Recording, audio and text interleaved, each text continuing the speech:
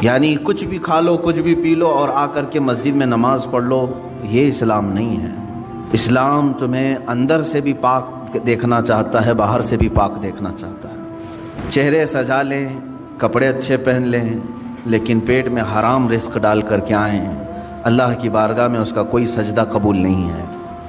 کلوا من طیبات ما رزقناکم، ہم نے جو تمہیں رزق دیا ہے ان میں سے پاکیزہ چیزیں کھاؤ اور اللہ کا شکر بجا لاؤ۔ اللہ تعالیٰ پاک ہے اور پاک چیز کو ہی پسند کرتا ہے۔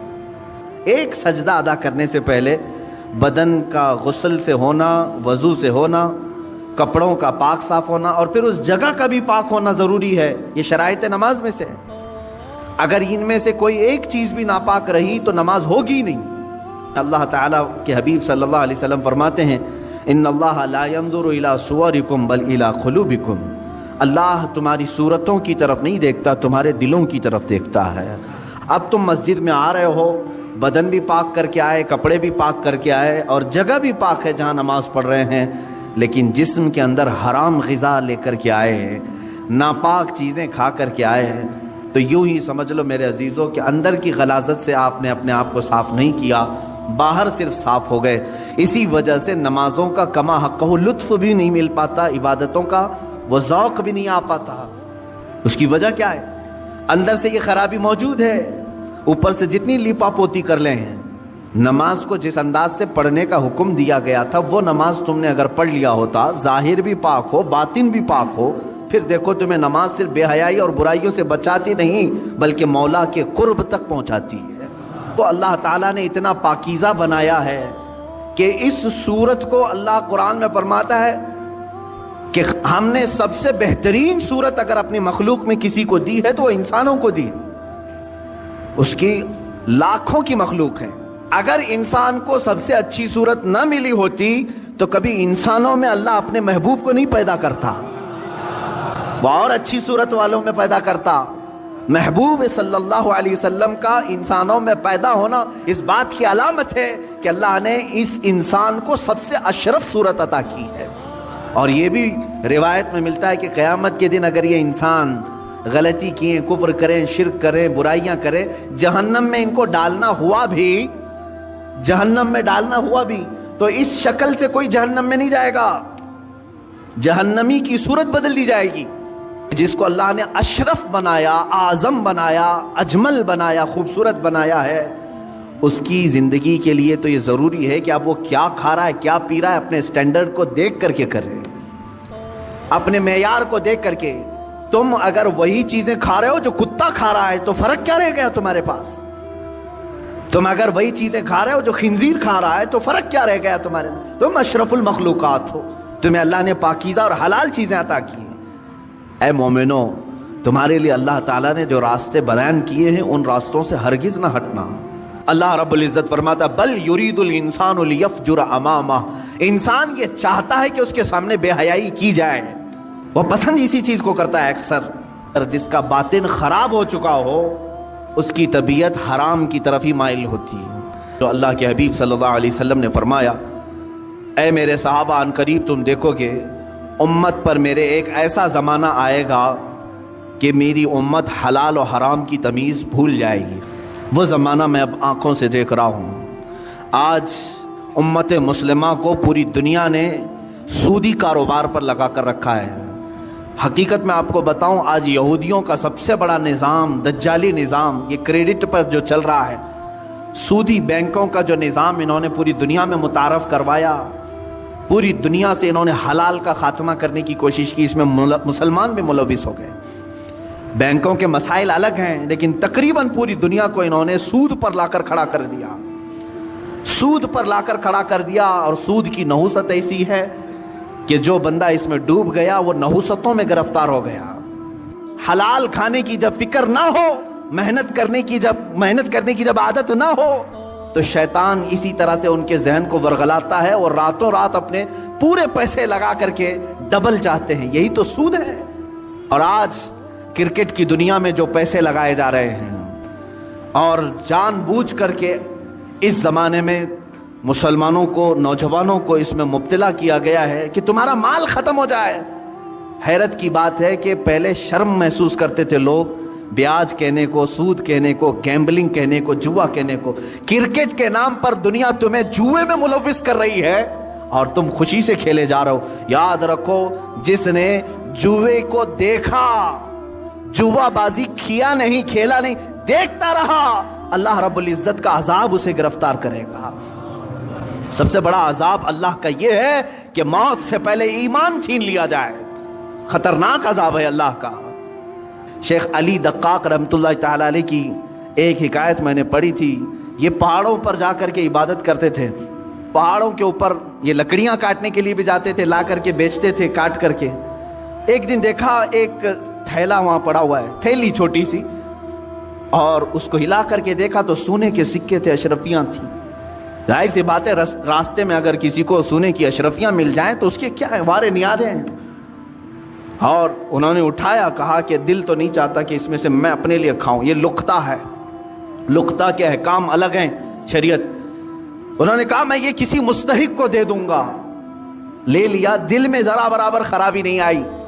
نیچے آئے، پہاڑ سے اتر کر کے دیکھا ایک حبشی غلام کالا، جس کے ہونٹ چوڑے تھے، معذور تھا، ہاتھ نہیں تھے، پیر تو تھے، معذور شخص تھا، بیٹھا ہوا تھا، پسینے میں شرابور تھا۔ شیخ علی فرماتے ہیں مجھے لگا اس سے زیادہ مستحق کون ہوگا، اس کے پاس کھانے پینے کی کوئی چیز نہیں، کچھ نہیں۔ آپ لے جا کر کے وہ سونے کے سکے والی جو تھیلی ہے، اشرفیوں کی تھیلی، اس حبشی غلام کو دے دیتے ہیں، لے تو اپنے خرچے کر، اس میں مزے کے ساتھ زندگی گزار۔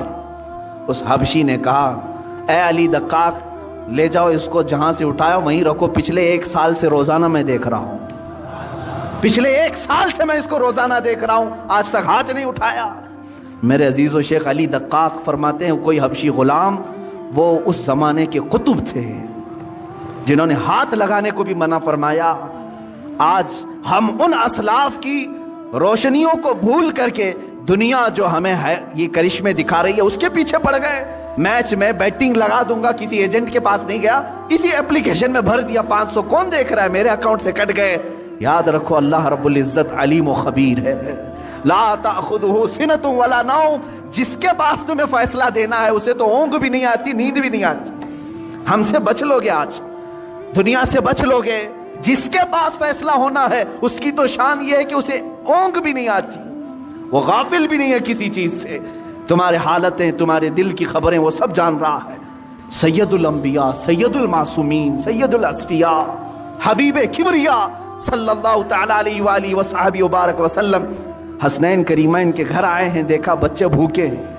سیدہ نے کہا کہ ابا جان گھر میں کوئی چیز نہیں ہے، کھجور تک نہیں ہے بچوں کو کھانے کے لیے۔ حضور اکرم صلی اللہ علیہ وسلم نے کیا فرمایا، اے فاطمہ میں جاتا ہوں، دیکھتا ہوں کہ کوئی مزدوری مل جائے تو میں کروں گا اور کما کر کے لاؤں گا۔ کون کہہ رہا ہے؟ اللہ کے حبیب صلی اللہ علیہ وسلم کہ میرے آقا صلی اللہ تعالی علیہ وسلم مدینے کے باغیچوں کو دیکھتے ہوئے گئے۔ دور ایک باغیچے کے پاس آپ نے دیکھا کہ ایک مالک باغیچے کا پانی کنویں سے نکال کر کے ڈال رہا تھا درختوں پر۔ حضور اکرم صلی اللہ تعالی علیہ وسلم نے ارشاد فرمایا کیا مجھے یہاں تیرے باغیچے میں کوئی کام مل سکتا ہے؟ اس نے کہا ہاں، تم میرے اس کنویں سے ڈول گھڑا پانی بھر کر کے درختوں پہ ڈالو، میں بدلے میں کھجوریں دوں گا۔ 1 گھڑا پانی ڈالو گے تو 2 کھجوریں دوں گا۔ اللہ کے حبیب صلی اللہ تعالی علیہ وسلم نے رسی لی، اس گھڑے کو باندھا، ڈول کو باندھا اور پانی کھینچنا شروع فرمایا اور اپنے ہاتھوں سے اٹھایا اور درخت پر ڈالا، درخت کو سینچا، 2 3 4 درختوں کو سینچا، چوتھی یا تیسری مرتبہ رسی ٹوٹ گئی اور گھڑا ڈول کنویں میں گر گیا۔ یہ اللہ کے حبیب صلی اللہ تعالی علیہ وسلم کی بات کر رہا ہوں۔ میرے عزیز بچوں، نوجوانوں، جب تمہارے ہاتھ میں حرام کاریاں شیطان دے دے تو میرے نبی کو یاد کر لینا اس دن۔ میں آج کیا کر رہا ہوں؟ مدینے کے تاجدار صلی اللہ تعالی علیہ وسلم اپنے ہاتھ سے رسی کھینچ کر کے، ان کو تو اللہ جنت کے دسترخوان اتارتا تھا، لیکن اپنی امت کے لیے میرے آقا نے یہ درس دیا۔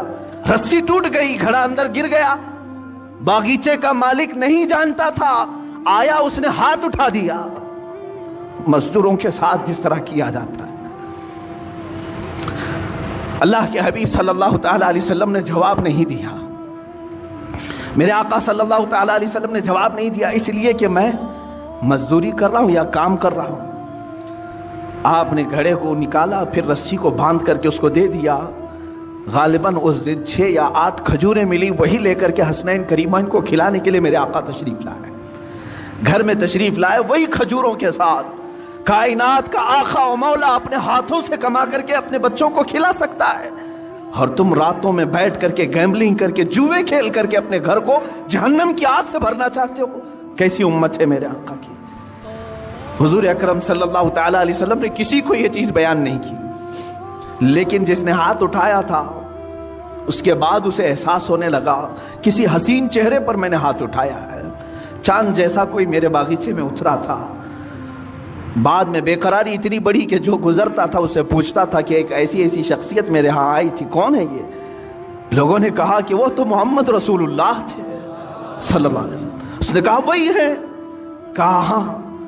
اس نے ندامت اور شرمندگی کی وجہ سے تلوار اٹھائی اور اپنا ہاتھ کاٹ دیا۔ کہا مجھے اس ہاتھ کی ضرورت تھی، میں نے ہاتھ اٹھا دیا۔ اسی حالت میں وہ مسجد نبوی آیا، اللہ کے حبیب صلی اللہ تعالیٰ علیہ وسلم کے پاس شام کے وقت آیا، زار و قطار رونے لگا، مجھ سے گستاخی ہو گئی، میں نہیں جانتا تھا، ہاں میں نے کبھی یہ نہیں سوچا تھا کہ اللہ کا رسول باغیچے میں میرے آ کر کے ڈول سے پانی سینچے گا، پانی نکال کر کے درختوں پر ڈالے گا۔ اللہ کے حبیب صلی اللہ علیہ وسلم نے کسی کو کچھ نہیں کہا، اس کے ہاتھ کو لے کر کے پھر سے مونڈے سے جوڑا اور اپنا لعاب پاک لگا کر بھیج دیا، صحیح ہو گیا وہ مسئلہ۔ رسول کریم صلی اللہ علیہ وسلم تمہیں یہ راستہ دکھاتے ہیں کہ تمہارا گھر حلال کی برکتوں سے منور ہو جائے، تم کھاؤ نور پیدا ہو۔ جس کے گھر میں حلال رزق ہوتا ہے اس کو عبادتوں کا ذوق بڑھ جاتا ہے، اس کے سجدوں میں لذت زیادہ ہو جاتی ہے، وہ مسجد سے نکلنے کی خواہش کبھی نہیں کرتا، وہ اللہ کی بارگاہ میں ملاقات کی خواہشیں زیادہ کرنے لگ جاتا ہے۔